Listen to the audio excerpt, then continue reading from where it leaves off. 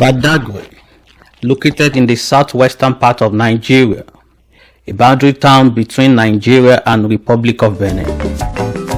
The town is about 57 kilometers by road from Lagos and runs parallel to the sea. It enjoys sufficient rainfall, abundant sunshine and beautiful beaches. The town is one of the towns and cities across the world that played a very crucial role during the transatlantic slave trade period.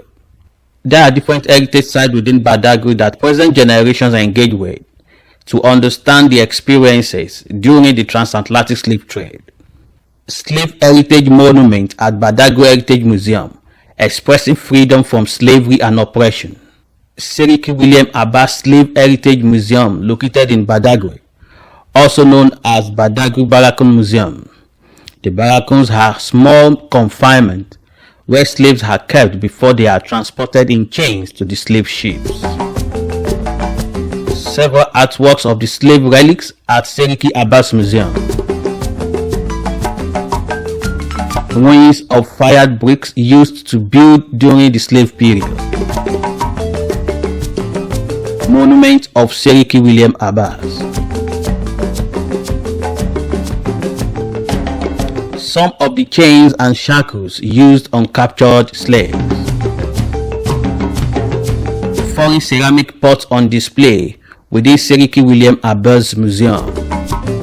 Different utensils used during the slave period exhibited at Seriki William Abbas Slave Museum. Badagry Heritage Museum, built in 1863. The museum has a comprehensive collection of artifacts about transatlantic slave trade in Nigeria. Based on research, more than 70,000 slaves were transported through Badagry.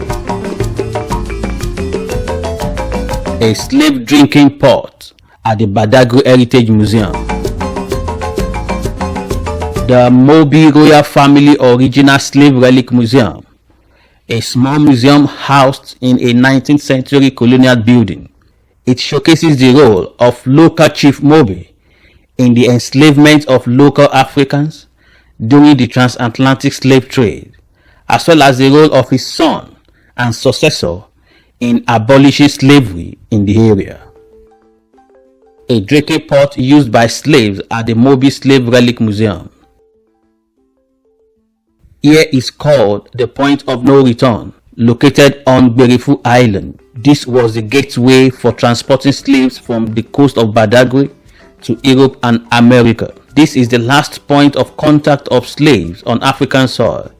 Along the route is the attenuation well, where the slaves were made to drink from its water. The colonial district officer's residence, sited in Badagry. The first story building built in Badagry, constructed by the Anglican missionaries under the leadership of Reverend C.A. Goma in 1845.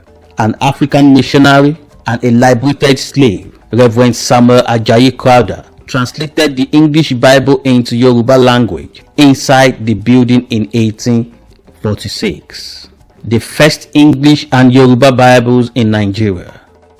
To wrap up this episode, I have discussed different values of slave heritage sites in Badagry, including their social, economic, cultural and environmental significance, not only to the people of Badagry community, but also to people within and outside Nigeria.